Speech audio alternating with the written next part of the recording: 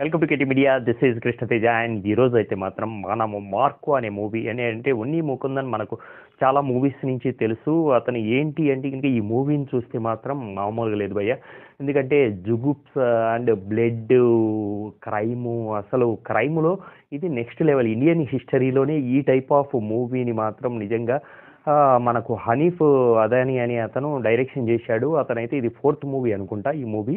అంతకుముందు మన మమ్ముట్టితో the great father అని ఒక మూవీ డెబ్యూ ఫిల్మ్గా చేశాడు. ఇది మాత్రం నిజంగా వీక్ మైండ్ కానీ పిల్లలను మాత్రం తీసుకెళ్ళొద్దు. ఈ మూవీని నిజంగా యాక్షన్ ఇష్టపడే వాళ్ళు, వైలెన్స్ ఇష్టపడే వాళ్ళకు మాత్రం నెక్స్ట్ లెవెల్ సినిమానే అని చెప్పొచ్చు. And Unni Mukundan performance wise, acting wise, అసలు ఎవ్రీ క్యారెక్టరు నిజంగా పర్ఫెక్ట్గా ప్రతి క్యారెక్టర్ను పోర్ట్రేట్ చేసిన విధానం అయితే హనీఫ్ నిజంగా నెక్స్ట్ లెవెల్. ఈ మూవీ అయితే మాత్రం నిజంగా ఉన్ని కృష్ణను కూడా, ఉన్ని ముకుందన్ కూడా నెక్స్ట్ లెవెల్ పర్ఫార్మెన్స్ ఇచ్చాడు. ఎవ్రీ క్యారెక్టర్, ఎందుకంటే గ్యాంగ్స్టర్స్ మధ్యన, అందులోనూ చిన్న, ఎందుకంటే సబ్జెక్టుకి వచ్చేస్తే ఒక విక్టర్ అనే, అంటే వీళ్ళందరూ కూడా ఒక నలుగురు అన్నదమ్ములు ఉంటారు.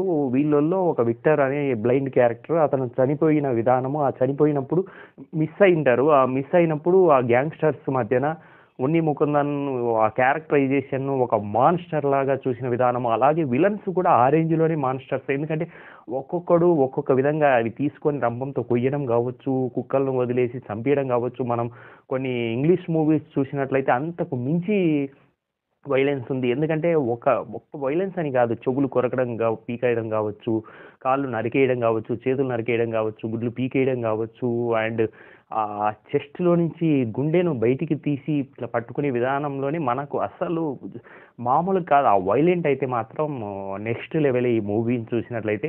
అండ్ హీరోయిజం వచ్చేటప్పటికి నాకైతే ఒక ఎండ్ ఆఫ్ ది సెషన్ అంటే ఫ్యామిలీని, ఎందుకంటే స్పాయిలింగ్ కాదు, ఈ మూవీలో ఏమవుతుందంటే ఫ్యామిలీతో హీరోయిజం అంటే ఫ్యామిలీని కాపాడుకుంటూ బతికించడం ఒకటి మనకు తెలుగు ఇండస్ట్రీకి తెలిసిన, తెలుగని కాదు, ఒక హీరోయిజం అనేది. ఎందుకంటే చాలా సినిమాలు ఆ విధంగా, ఆ ఒక్కటి తప్ప.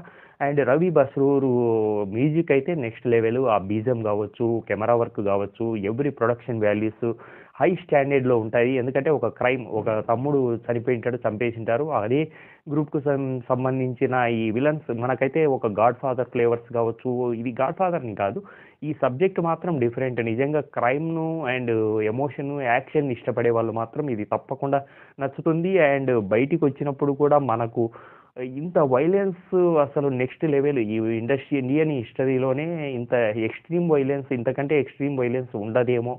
ఎందుకంటే ఈ టైప్ ఆఫ్ వైలెన్స్ మనం ఇంతకుముందు చూసిండము. అందుకనే చెప్తున్నాను, చిన్నపిల్లలను ఈ సినిమాకి అవాయిడ్ చేయండి. అండ్ పెద్దలు వీలైతే వైలెన్స్ ఇష్టపడే వాళ్ళు మాత్రం ఈ మూవీని తప్పకుండా ఒక నెక్స్ట్ లెవెల్, ఒక విధమైన హ్యాంగ్ ఓవర్లో బయటకు వస్తారు. And please watch in theatres.